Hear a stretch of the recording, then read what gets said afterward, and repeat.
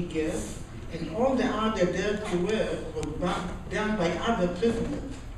And he knew my brother from home, so he told me that my older brother perished in Auschwitz. You see, this by itself is a very painful experience. Millions of people never had a funeral. They have no graves. There's not even an anniversary of their demise. It's a very, very painful experience. It reminds me the other day I spoke at a college, and one of the students stands up and he said, Mr. Wiener, I know exactly what you feel, because my brother drowned right here in Oregon, and his body has never been recovered, and my mother is miserable that she cannot visit her son's grave. And I come from a culture that respect for the departed was very dear. I went to visit as a child my biological mother's grave at least 5 times a year. I don't have this luxury today. Did I answer your question? Thank you.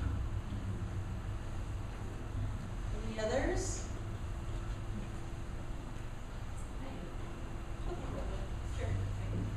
Hi. I have kids out in the area, and I was wondering, I heard you mention you talk to schools. And so, what's the lowest grade? Do you do grade schools? Grade school, elementary? Do you speak to the young children? I speak elementary, I speak middle school, high school, college, universities, prisons. I go to prisons quite often. Okay. Wherever I can make a difference, they tell me it makes a difference. Let me tell you something. I mentioned prison. I went to a prison at Woodbury. It's called McLaren High School.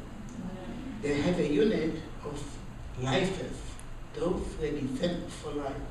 They were all murderers. 40 young men. They were all murderers. At the end of my presentation, I gave to each and every one a choice to express his opinion about my presentation. Did it help them? You know what one of them said? Today, you gave me a sandwich. Remember the story about the German woman? Now, the way the German woman affected my way of thinking, my life, the way I affected their life. Because why? They realized how humanely they are treated in prison. Everything what they have, I didn't have. They have visitors, I didn't have. They have medical care, I didn't have. They have freedom to study, which I couldn't. They are not starving. I saw the kind of lunch they have. There are so many things that they have, and I didn't commit any crime, any offense, and they did. So the entire idea is that you have to look from a different perspective and to appreciate what you have. And this is the gift. I go to one school in Lake Oswego for many years, and the students I talk to are 5th graders. In other words, they are 11 years old. And the principal, I asked the principal once, do you think that those young kids absorb or are able to learn from my school? You know what he said? I don't care how much they are able to absorb. What I do care that they should remember that they did see a Holocaust survivor as long as there was a Holocaust survivor around. So basically, it's a very important message. And they heard me, those young kids, they sit on the floor, and they're so attentive, and I can assure you that they are going to remember, and they are going to appreciate. And again, Plato said 2,400 years ago, an appreciative mind is a great mind. You have to know how to appreciate. We are all so lucky, and you have to appreciate. Once you know how to appreciate, you are going to be a happier human being. That is that.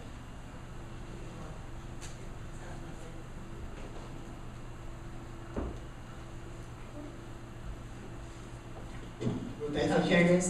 What I suggest to all of you is to read my book. I have no financial interest, available on all the public libraries, and learn from it.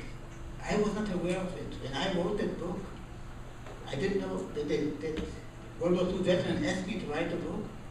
I just sit down next to the computer and started to recall events in my life. But I didn't know the impact it had on so many lives. I've been getting so many letters that I tell you, I have over 100 letters from young students who were suicidal and they changed their mind. Why? They just start to realize how good their life is. Well, I just, oh, sorry. The other day I spoke in Sandy High School. Listen to this. The following morning, a mother called the principal and she said to him, "What happened to my son yesterday? He came home, all of a sudden, he gave me a hug, he kissed me, he says, 'Ma, I'm going to love you forever.'" I thought he's out of his mind. It's not him. What happened there? So the principal said, "I don't know. What I can tell you, our guest speaker was a Holocaust survivor. And he spoke about his life experience." So the mother, a working mother, asked the principal to invite me in the evening. So I went there in the evening and I talked to about 150 parents. You have no idea what they told me. "You changed my relationship with my son, my relationship with my daughter." Why? Just learning how to appreciate how good their life is. Once you know how to appreciate, you'll feel different. Well, thank you for coming, because I really believe I was led here. I went through the paper and happened to notice that you would be here today. And just last week I had a talk with my little girl, and it was about bullying at school and how everybody falls in line, and she stood up for somebody. And so I didn't even think to bring him until I got here, and I thought, you know what, this is exactly what I was talking to them about, is not standing up for people and, you know, following in line with what everybody was doing, even though they know it's wrong and they walk behind and apologize, they still stay with it. And I think I would love to see you go through all the elementaries and middle schools out here. I'm glad that you came, and I'm glad to see that you have my book. Yes. If I can tell you something, and this happened in another church, in a Mormon church, it's nothing joke, that's what happened. I went to a Mormon church in Albany, and there were 1,000 people. And this young lady stands up, she said, "Mr. Wiener, I took you to bed for 2 nights. You took me to bed for 2 nights. I don't remember the one night. Mr. Wiener, I went to bed with your book for 2 nights. I hope you do the same." Thank you. Thank you so much for coming. It's been a blessing to me to hear your story a second time. And I'm sure everybody here is going to leave today with a different perspective on family, education, freedom, forgiveness. Well, Becky just explained, I was here about half a year ago at the library. It's a small library, you probably know, the only library you have, and about 100 people were turned away because there was no room. I felt very bad, so I appreciate that you took the initiative in organizing this event, so thank you. Oh, absolutely.